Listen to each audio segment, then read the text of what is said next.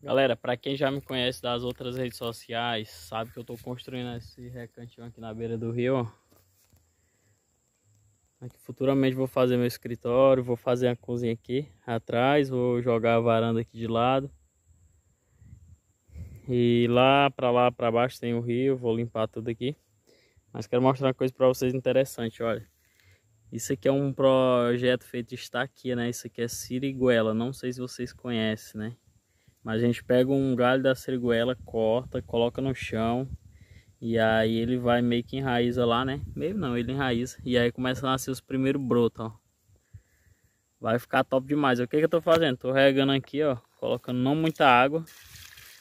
Porque eu venho daqui uns 3 dias agora. Venho regar a planta aqui. E vai ficar bom demais, viu?